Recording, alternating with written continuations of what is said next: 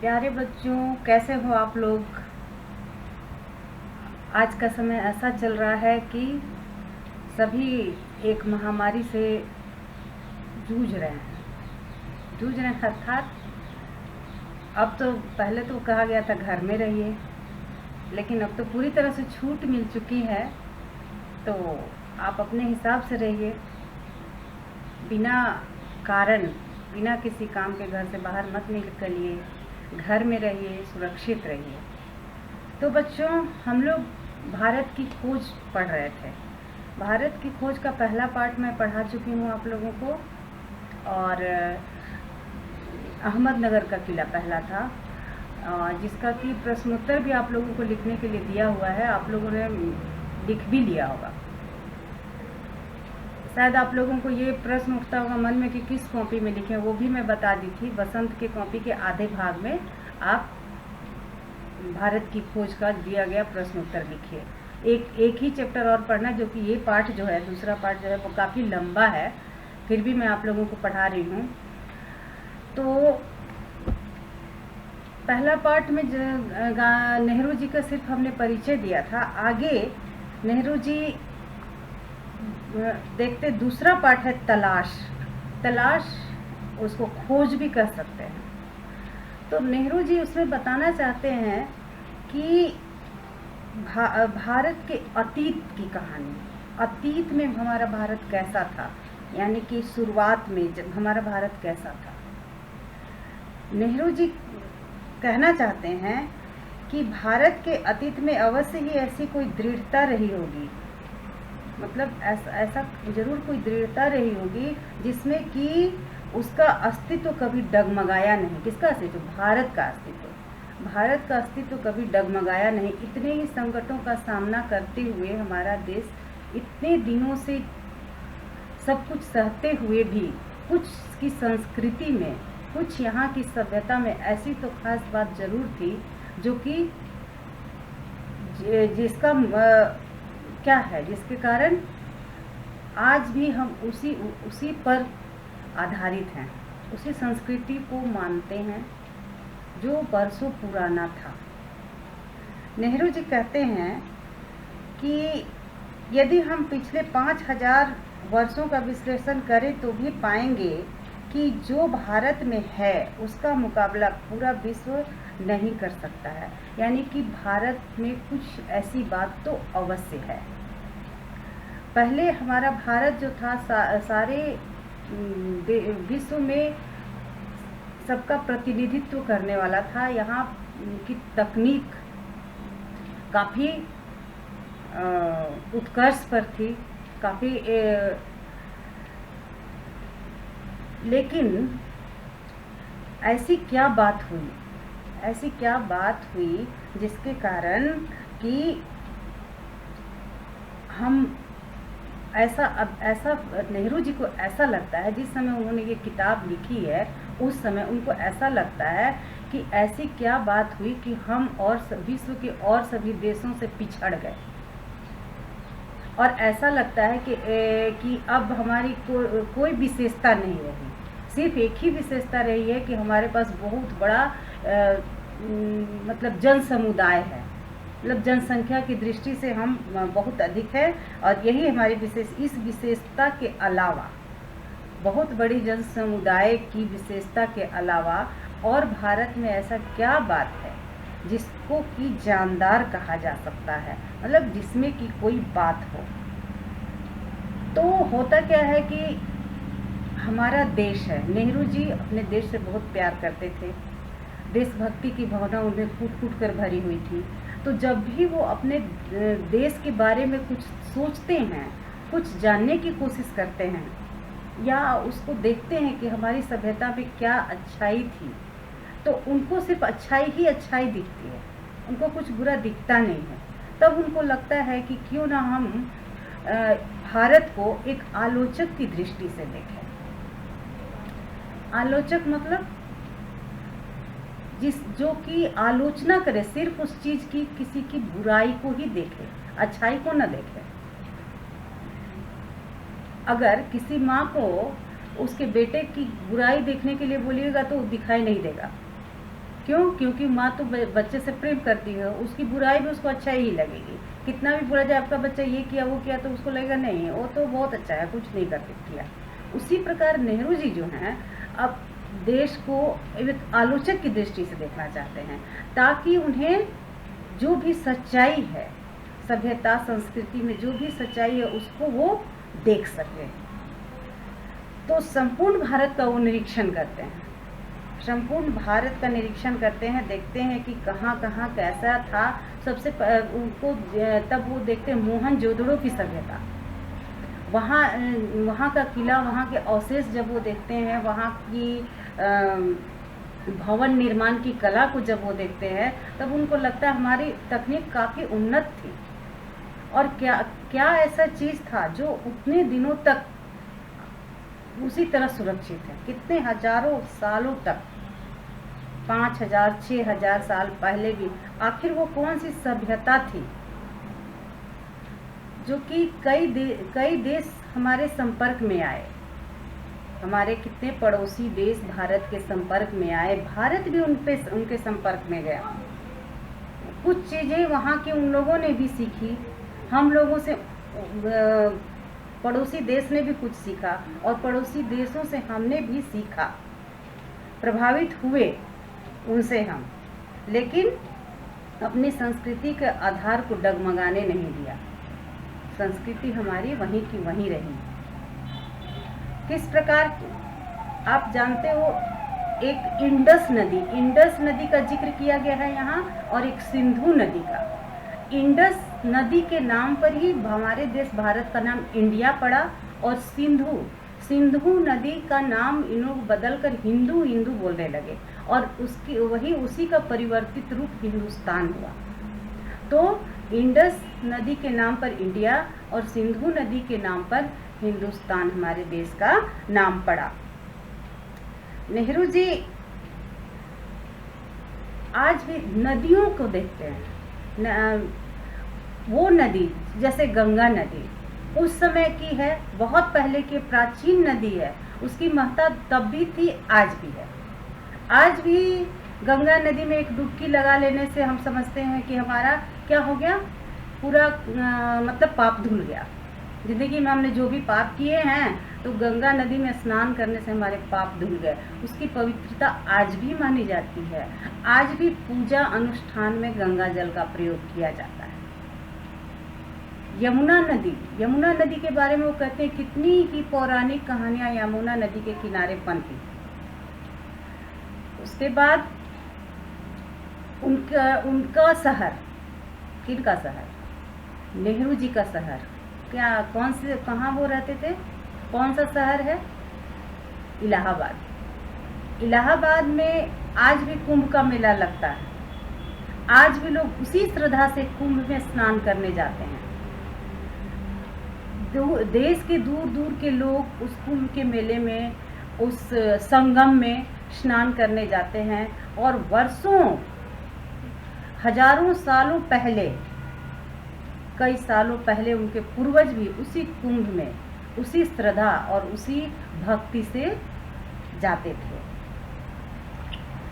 और नेहरू जी को ऐसा लगता है कि वे जब देखते हैं, सारनाथ में देखते हैं बुद्ध का उपदेश, या फिर आपको अकबर का मकबरा देखते हैं, फतेहपुर सीकरी, तो उनको आज भी वो सारा चीज़ जीवंत नजर आता है। इस पाठ का दूसरा टॉपिक है भारत की शक्ति और सीमा। तो भारत की शक्ति का खोना, नेहरू जी बोलते हैं कि भारत की शक्ति वो जो थी वो खो कैसे गई। जब शुरुआत में भारत सबका प्रतिनिधित्व करता था, वो शक्ति उसकी कहाँ गई, किन कारणों से वो शक्ति समाप्त हो गई, और हम जो सबसे आगे हुआ करते थे वो पीछे क्यों रह गए, क्यों नहीं। अब जितने यूरोपीय देश थे जो अत्यधिक पिछड़े थे तकनीकी में, सभी आगे निकल गए और हम पीछे रह गए। इसका क्या कारण था? इसका कारण नेहरू जी खोजते हैं कि आखिर ऐसा क्यों था।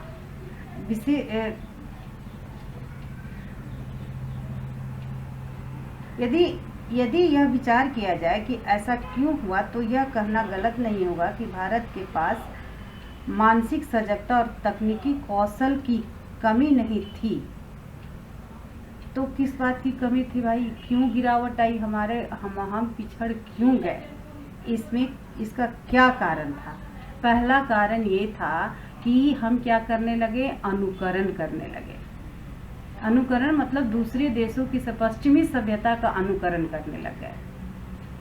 ये आप लोग भी देखते होंगे, महसूस भी करते होंगे कि किस तरह पश्चिमी सभ्यता का अनुकरण, कि बिना सोचे समझे हमारे लिए क्या अच्छा है नहीं अच्छा है, बस जो विदेश में लोग कर रहे हैं वही अच्छा है, और वो उसी सभ्यता को हम अपनाने लग गए, जिसके कारण हम पिछड़े और अपने दिमाग, अपने मस्तिष्क पर जरा भी जोर नहीं डाले कि हमें क्या करना है नहीं करना है, और अब पश्चिमी सभ्यता के अंधानुकरण की दौड़ में आगे बढ़ते चले गए। तो नेहरू जी का मानना है कि इसी कारण हम पीछे हुए। आज आप देखिए, आज आप अब सब लोग किसे अपना रहे हैं? आज का जो दौर चला है हमारे सामने, जो हम कोरोना काल में जी रहे हैं, तो आज क्या कर रहे हैं? आज किसी से हाथ नहीं मिला रहे हैं, आज हम हाथ जोड़कर नमस्ते कर रहे हैं। अब यही करना है। और हमारी संस्कृति, स्वच्छता, सफाई और आस्था, भक्ति, सभी कह रहे हैं ना, पूजा कीजिए, हवन कीजिए, कपूर की बत्ती जलाइए। तो ये क्या है? ये हमारी संस्कृति है, और इसे हम छोड़कर पश्चिमी सभ्यता को अपना रहे थे। तो किसी क्या उनको बोलते हैं, कोई महात्मा, कोई संत, किसी ने ऐसा कहा भी था कि 21वीं सदी में भारत क्या बनेगा? विश्व गुरु बनेगा। तो समझ में नहीं आता था कैसे बनेगा भाई, कैसे बनेगा? हो सकता है ये एक उदाहरण है, ऐसे ही बनेगा, ऐसा हो सकता है, या क्या हो सकता है भविष्य तो कोई नहीं जानता है, लेकिन ऐसे समय को देखकर ऐसा लगता है कि हो सकता है ऐसा सच भी हो जाए। क्योंकि पहले भी कहा गया था कि अगर हम नियम से नहीं रहें, अपने जीवन को एक नियम में न डालें, तो ऐसी आपदाओं का सामना करना पड़ेगा। तो पहला तो कारण ये था कि हम क्या किए? अंधानुकरण किए पश्चिमी सभ्यता का। दूसरी बात ये हो गई भाषा की जटिलता। भाषा की जटिलता मतलब क्या हुआ? उस समय साहित्य ऐसे लिखे जाने लगे। 21 समय की बात है, जिस समय नेहरू जी ये सोच रहे हैं, ये जानने की कोशिश कर रहे हैं कि आखिर ऐसा क्यों हुआ था कि हम इस स्थिति में पहुंचे। इस स्थिति में यानी कि भारत पिछड़ क्यों रहा है। तो वो उनको एक ये भी कारण लगता है कि भाषा की जटिलता। भाषा की जटिलता यानी कि भाषा बहुत क्लिष्ट। कोई भी साहित्य लिखा जा रहा है तो उसमें छंद और अलंकार में बंध कर साहित्यकार साहित्य लिख रहा है। एक तो ऐसा साहित्य तभी लिखा जाएगा जो साहित्य को का वो पूरी तरह से जानकार होगा, तभी लिखेगा। लिखने वाला लिख भी देगा और पढ़ने वाला पढ़ के उसको समझेगा, तभी तो उसकी उपयोगिता है।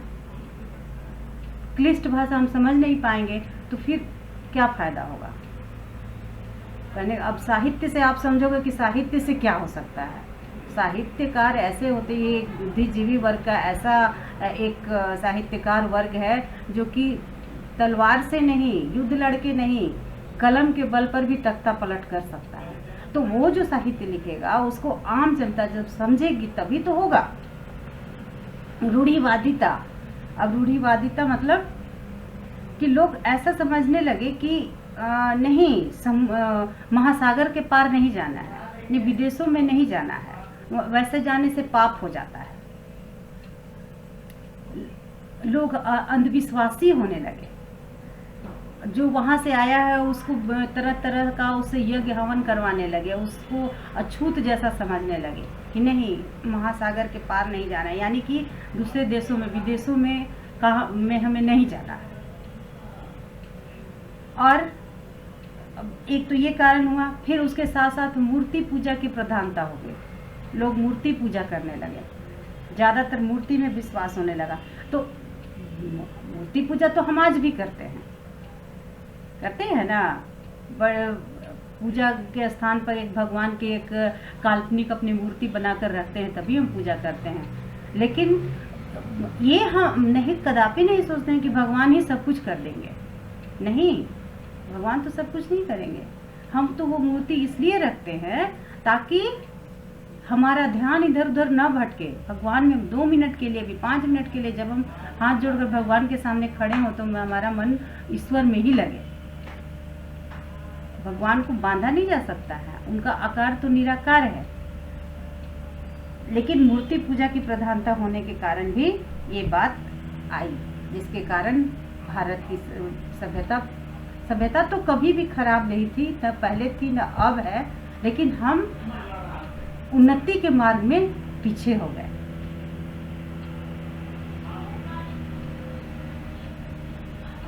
इस बात को नहीं झुठलाया जा सकता कि इतना कुछ होने के बाद भी भारत की मजबूती, दृढ़ता, अटलता को कोई हिला नहीं सका।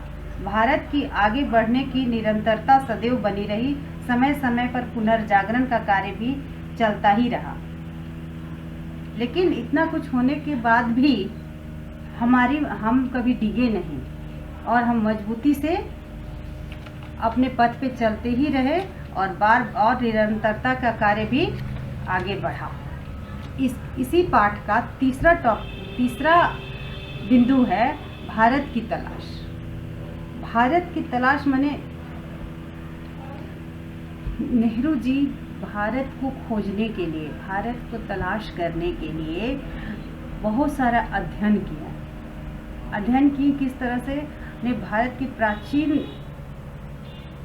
अस्तित्व को, पुस्तकों को, प्राचीन स्मारकों को और वहाँ की उपलब्धियों को खोजना शुरू किया।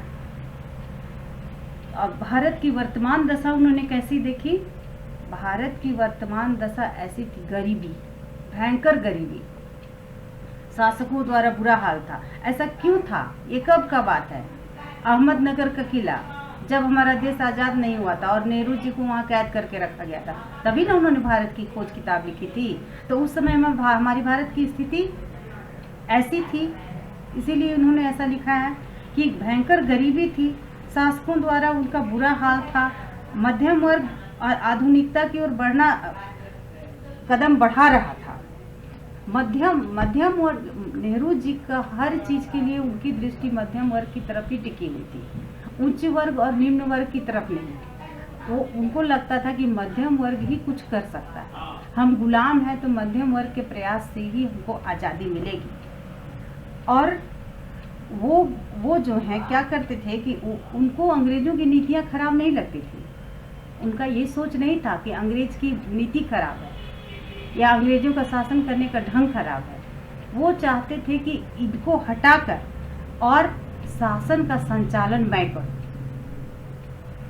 यही सोचकर उन्होंने मध्यम वर्ग की तरफ देखा कि मध्यम वर्ग हमारा क्या करे, अग्रणी बने और इस गुलामी से आज़ाद कराने का प्रयास क्या करे, आज़ादी दिलाए और हम लोग किसी तरह से अंग्रेजों से सत्ता छीन। बुद्धिजीवी वर्ग किसे कहते हैं? बुद्धिजीवियों की तरफ ही उनका ध्यान था कि बुद्धिजीवी जो हैं वही कुछ कर सकते हैं, हमें इस परिस्थिति से उबार सकते हैं। तो एक बुद्धिजीवी वर्ग होता है, उसमें कौन कौन आता है? उसमें शिक्षित पढ़े लिखे लोग आते हैं, उसमें डॉक्टर, उसमें प्रोफेसर, उसमें शिक्षक आदि लोग आते हैं, जो कि समाज का एक बुद्धिजीवी वर्ग कहलाता है। तो नेहरू जी उनकी तरफ भी देखते हैं। फिर नेहरू जी को काफ़ी दुख होता है कि वे इतनी सारी सब कुछ होते हुए, भारत में सब कुछ होते हुए भी क्या है कि हम इतनी सारी विशेषता को लिए हुए हम क्या कर रहे हैं, पराधीनता की ज़िंदगी बिता रहे हैं। ये उनके मन में इसका अपार कष्ट, दुख था। और वे ग्रामीण जनता की ओर देखते हैं जो काफ़ी दुख में अपना जीवन बिता रही है, काफ़ी कष्ट में अपना जीवन बिता रही है। वो चाहते थे कि देश को आज़ाद करके उन सभी की भी सेवा कर पाए, उसे भी खुशी दे सके। और उनकी स्थिति में सुधार ला सके। नेहरू जी को ऐसा लगता है कि नेहरू जी इस बात से परिचित न थे कि भारत की तस्वीर कुछ बदल रही है। उनको ऐसा नहीं लगता था कि भारत की तस्वीर यानी भारत का रहन सहन किसी भी चीज़ में किसी भी तरह से बदल रहा है, उनको ये एहसास नहीं हो रहा था। क्यों? क्योंकि पिछले 200 वर्षों से हम गुलामी की ज़िंदगी जी चुके थे और इस 200 वर्षों में हमने काफ़ी कुछ खो दिया, लेकिन फिर भी कोई ना कोई धरोहर तो हमारे पास बची हुई थी, जो कि जिसके जो धरोहर बची हुई थी, जो कुछ भी हमारी संस्कृति हमारा संस्कार बचा हुआ था, उसी के ऊपर फिर से हम एक नया भवन का क्या कर सकते थे, निर्माण कर सकते हैं। कहने का मतलब कि जो कुछ हमारे पास है, बहुत कुछ तो चला गया, बहुत कुछ हमारा जो है खो गया, लेकिन जो है उसी को हम आधार बना के आगे बढ़ सकते हैं और उन्नति के मार्ग पे चल सकते हैं, कामयाबी हासिल कर सकते हैं, चरम उत्कर्ष पर पहुंच सकते हैं। और जहां हम पहुंच गए हैं, आज के समय में भारत और भी देशों का प्रतिनिधित्व कर रहा है और आगे और भी स्थिति अच्छी होगी। ऐसे हम आशावान बन के रह सकते हैं और ऐसा हम सोच सकते हैं। तो इस पाठ का तलाश खोज, इस पाठ का में 6 टॉपिक दिया हुआ है, 6 पॉइंट्स दिया हुआ है, जिसका 3 हम लोगों ने पढ़ा, आप लोगों ने जाना, और 3 की चर्चा अगला वीडियो जब मैं बनाऊंगी उसमें करूंगी। तो बच्चों, हमने व्याकरण से एक टेस्ट आप लोगों ने दिया है और दूसरा एक मैं और टेस्ट लेना चाहूँगी वसंत से, ध्वनि और लाख की चूड़ियाँ।